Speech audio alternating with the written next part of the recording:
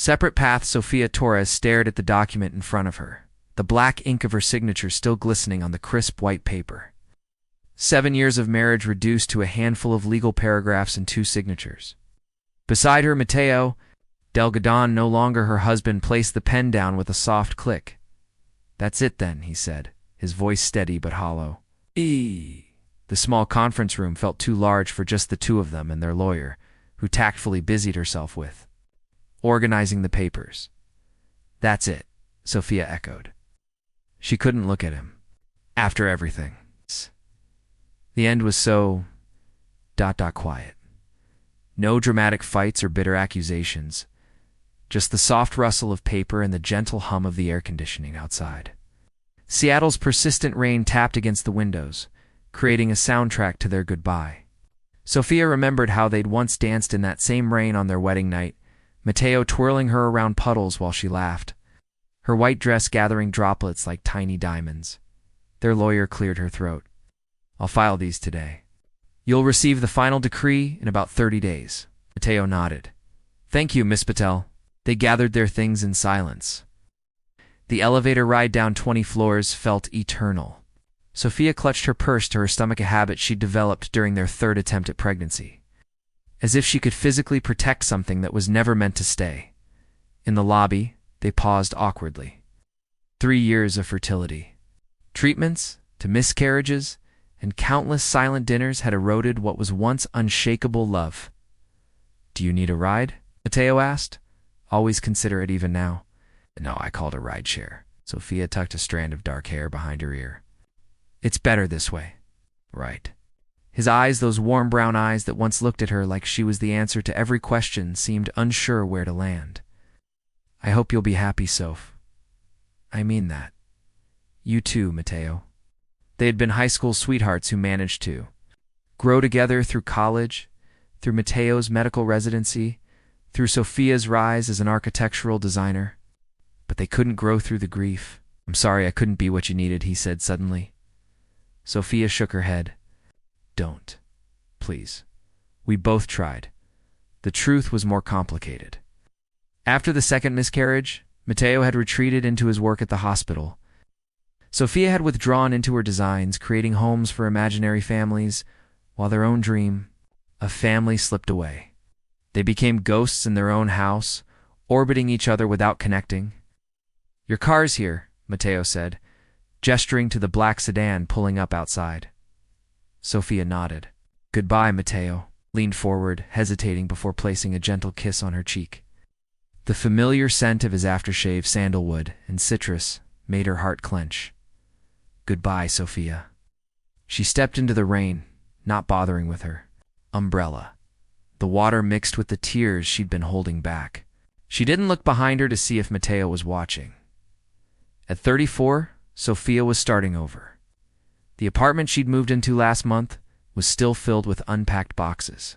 New life, like those boxes, remained unopened, unexamined. That evening, she stood at her window, watching the Seattle skyline blur through the rain, and remembered the first apartment they'd shared, a tiny place with a leaking ceiling and a view of a brick wall. They'd been so happy there, planning their future on a second-hand couch, making love on a mattress on the floor. "What happened to us?" She whispered to no one. Her phone buzzed. A message from her sister, Daniela. "It's done? How are you feeling?" Sofia typed back, "It's done.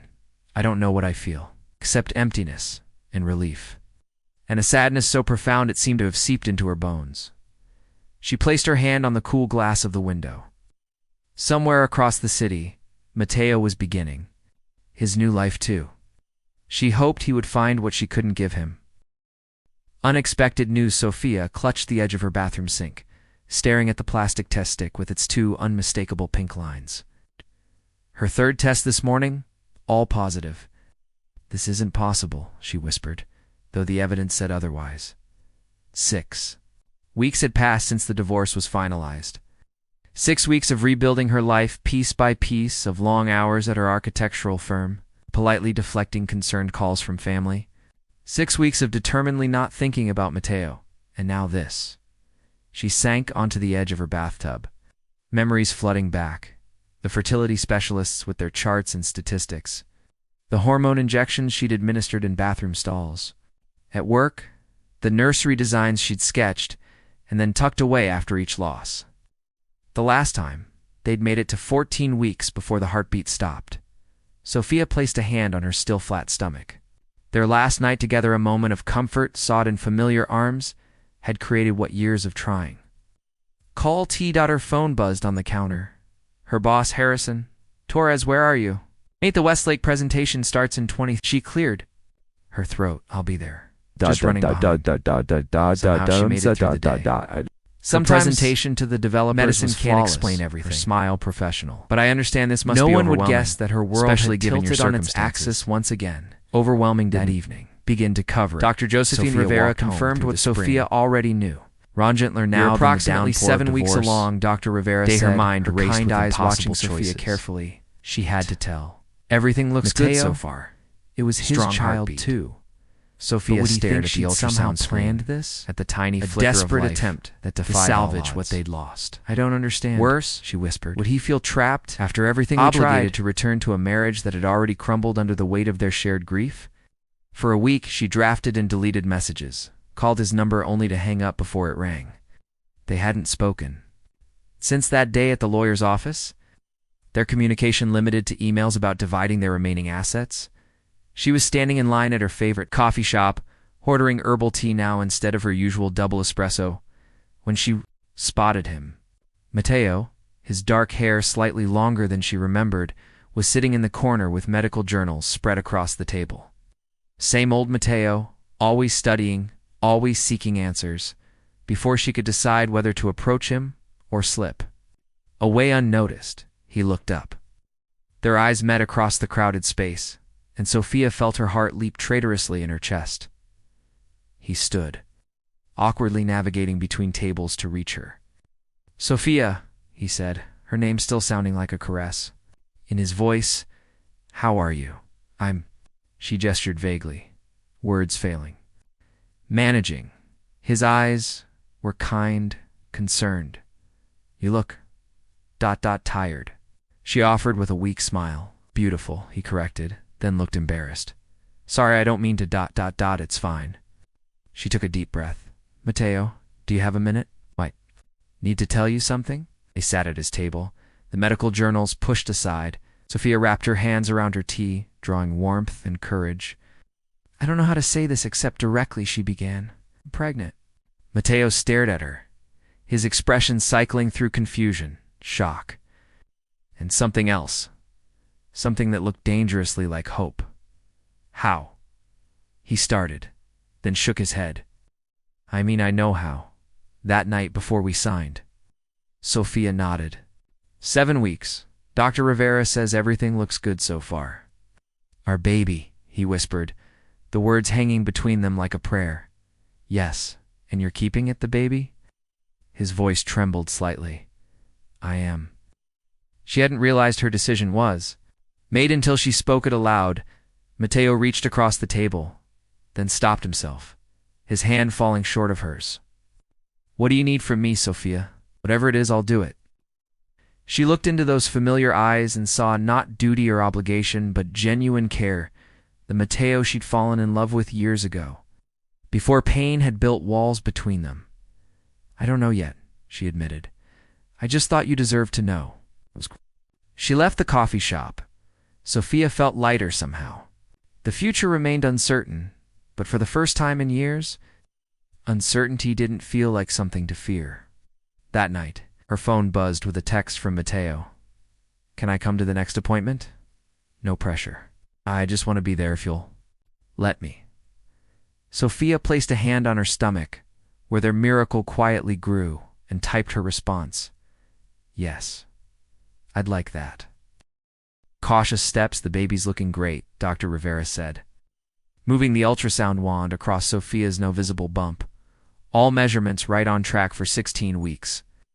Beside her, Matteo leaned forward, his eyes fixed on the screen where their child, their daughter, they'd learned today, moved and stretched. His hand hovered near Sophia's, not quite touching, but close enough that she could feel its warmth. This was their fourth appointment together. Each time, the careful distance between them had shrunk incrementally, like a tide slowly returning to shore. "Would you like some printouts?" Dr. Rivera asked. "Yes," they answered in unison, then exchanged small smiles. Outside the clinic, spring had fully blossomed into summer. Seattle shimmered under rare, perfect sunshine. "Are you hungry?" Mateo asked, falling into step beside her. "There's a new place near the waterfront, supposedly great vegetarian options." Sophia hesitated. His medical appointments were one thing clinical, focused on their child. Lunch felt like something else entirely. "I should get back to work," she said automatically. Disappointment flickered across his face before he masked it with a nod. "Of course, another time." She watched him turn to leave, and suddenly the thought of returning to her empty apartment seemed unbearable. "Mateo, wait." She took a breath. "Actually, lunch sounds nice. For vegetable paella and sparkling water."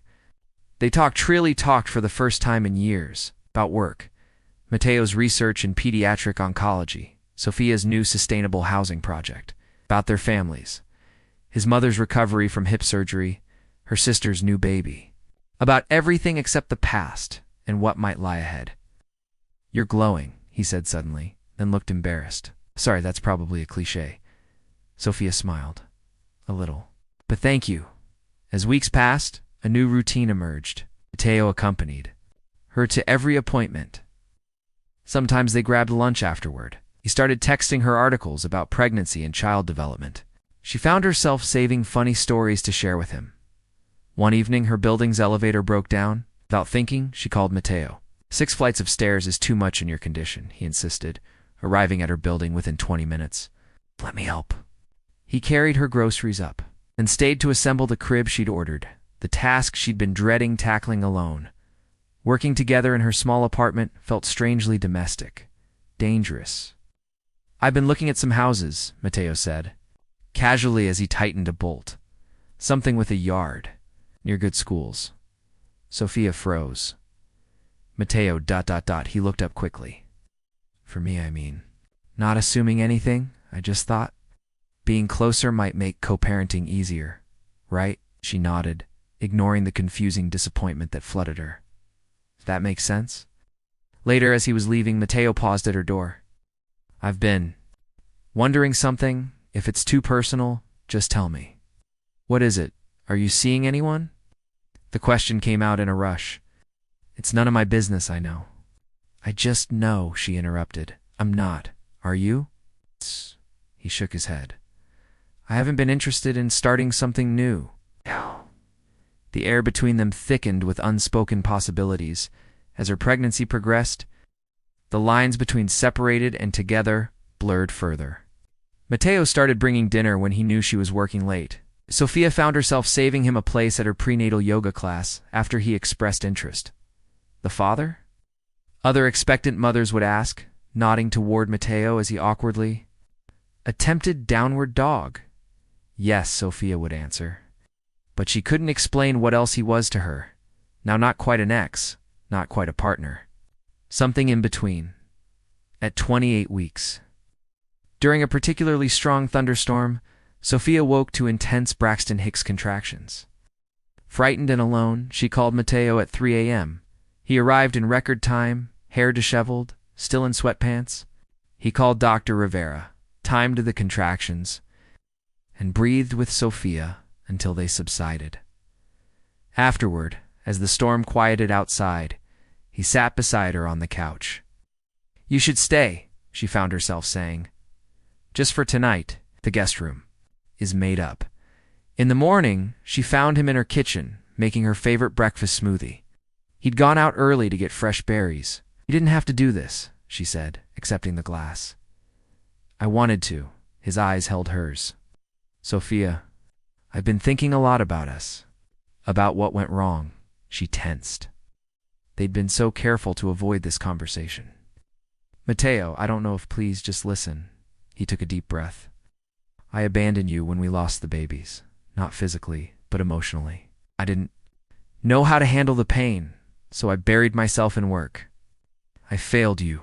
Tears welled in Sophia's eyes. We both failed each other. I shut down too. I never stopped loving you, he said quietly. I just forgot how to show it. She placed a hand on her rounded belly where their daughter kicked steadily. Not asking for anything, Mateo continued. I just needed you to know. Whatever happens between us this time, I'm not walking away. New beginnings. One more push, Sophia. You're doing amazingly, Dr. Rivera encouraged, her calm voice cutting through the haze of exhaustion and pain. 26 hours of labor had brought Sophia to this moment.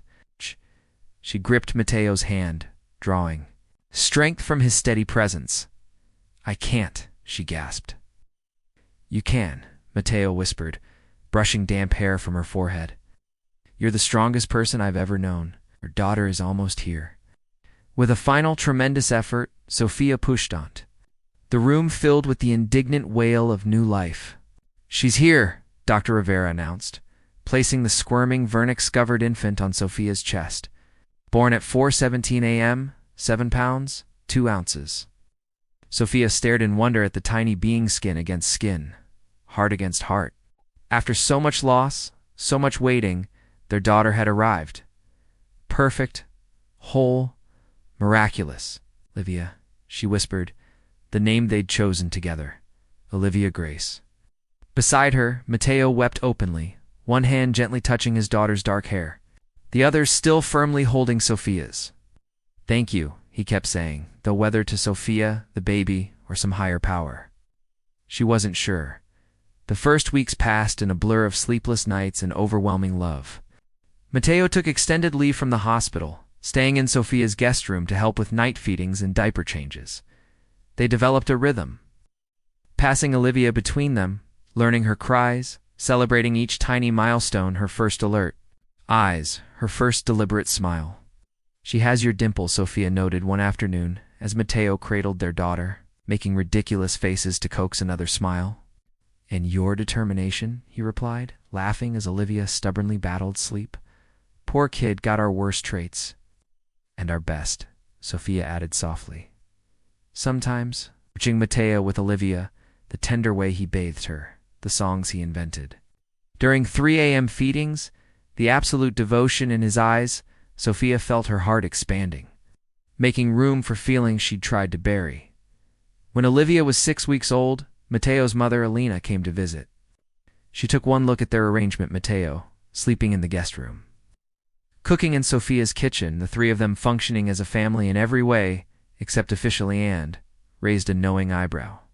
Mijo, she said to Mateo in Spanish, that she knew Sophia understood perfectly well. Are you going to fix this situation, or should I? That night, after Alina had gone to her hotel and Olivia was finally asleep, Mateo found Sophia on the balcony, watching the city lights. My mother has no filter, he said apologetically, joining her at the railing. Sophia smiled. She never did. She's not wrong, though. Mateo turned to face her. We need to talk about this, what we're doing. The question hung between them. Were they simply co-parents sharing space for convenience, or were they rebuilding something deeper?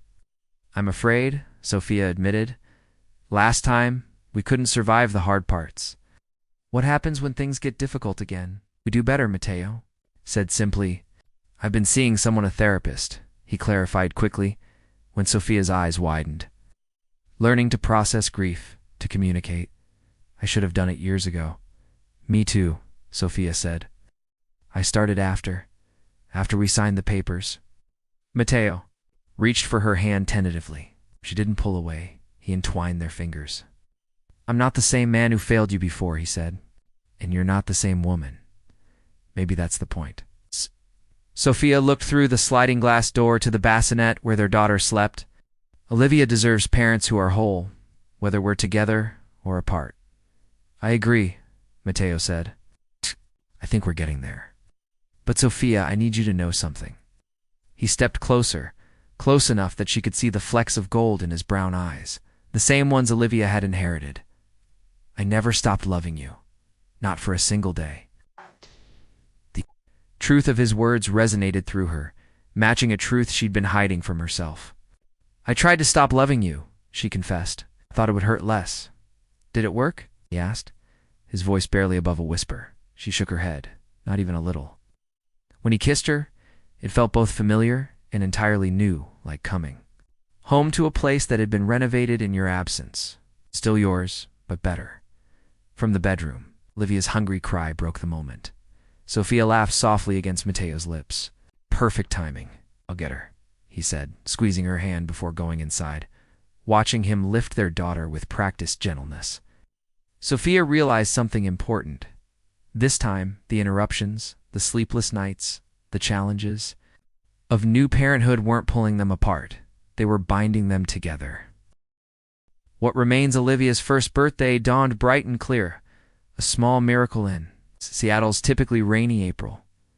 Sophia stood in her kitchen, putting final touches on a butterfly-shaped cake while Mateo hung streamers across the living room ceiling. Too much? He asked, surveying the explosion of decorations. Sophia laughed. Definitely. She won't remember any of this. The pictures will be worth it, he insisted, lifting Olivia from her high chair. Right, Mia? Want Poppy to embarrass? You with excessive celebration, Olivia babbled happily in response, reaching for the colorful streamers, looking at the Mateo in the ridiculous dad of the birthday girl t-shirt he'd insisted on buying. Olivia and the special dress Sophia's mother had sent from Florida. Sophia felt a surge of gratitude so intense it almost overwhelmed her. A year ago, she'd been terrified, certain that co-parenting with Mateo would be a careful dance of boundaries and schedules. Dead, it had become ... This. A life rebuilt, stronger at the broken places. The doorbell rang, announcing the first guest, Sophia's sister Daniela with her husband and toddler, arms full of brightly wrapped gifts. Where's the birthday girl? Daniela called, setting down packages to embrace her niece. Dios mío. She's gotten so big. As more guests arrived, colleagues from both their workplaces, friends who had supported them through the divorce and unexpected reunion. Mateo's mother, Elena, with her famous empanadas, their apartment filled. With laughter and conversation, Sophia found herself watching Mateo across the room as he chatted with her boss, Harrison. Olivia perched comfortably on his hip. The past year had changed him, softened his serious demeanor, brought out a playfulness she'd forgotten existed in him. It had changed her, too. The walls she'd built around her heart had gradually dismantled, brick by careful brick. They weren't living together yet, though Mateo spent most nights at her place. They weren't wearing rings, but they were ... together. Deliberately, thoughtfully rebuilding what had been lost. After cake and presents, as guests began to depart, Sophia's sister pulled her aside. You look happy, Daniela observed. Really happy. Not just putting on a brave face. I am, Sophia confirmed, watching Mateo help Olivia toddle toward Elena. Are you and Mateo ... Daniela raised an eyebrow suggestively. Sophia smiled. We're figuring it out, taking it slow. Later, after the last guest had gone, and Olivia had finally surrendered to sleep, exhausted from attention and sugar, Sophia and Mateo collapsed onto the couch among discarded wrapping paper. That, Mateo declared, was a success. Sophia leaned against his shoulder. It was, thank you for all of this. For hanging streamers. A man of my height has few natural advantages. I should use them. She laughed, then grew serious. For everything. This year, being patient with me, with us. Mateo turned to face her, taking both her hands in his. I have something for you. Not a birthday gift, obviously, just something I've been thinking about. From his pocket, he withdrew a small velvet box. Sophia's breath caught. It's not what you think, he said quickly. Or maybe it is, but not how you think. He opened the box to reveal not an engagement ring, but a delicate gold pendant in the shape of a phoenix. The mythical bird that rises from its own ashes, he explained. That's us, Sophia. What we had before it ended. Both need to acknowledge that, but something new grew from those ashes. Something that might be even stronger. Tears filled Sophia's eyes as he fastened the necklace around her throat. I don't want to go back to what we were, he continued. I want to go forward, building something better. Me too, she whispered. Then move in with me, he said suddenly. Or let me move in here officially. Stop pretending we're just co-parents who happen to be in love. Sophia touched the phoenix pendant. You've thought about this? For months. He smiled ruefully. But I wanted to be sure you were ready. I am not, she asked, needing to know he understood the risks. Then I wait, he said simply. However long it takes. We have time, Sophia. All the time we need. But looking into his eyes, the same eyes that had looked at her across a high school classroom 17 years ago, across a divorce lawyer's conference table 2 years ago, across a delivery room 1 year ago, Sophia knew her answer. Yes, she said. Let's do this. All of it. Together. Mateo's smile could have lit the darkest night. Together, he agreed. Later, as they stood in Olivia's doorway watching their miracle sleep, Mateo's arm around Sophia's waist, she reflected.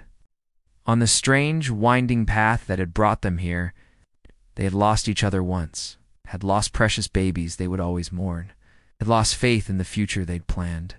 But what remained between them, love, history, understanding, forgiveness, had proven stronger than what was lost. And from those remains, they had built something new. Not a perfect ending, but a beautiful beginning.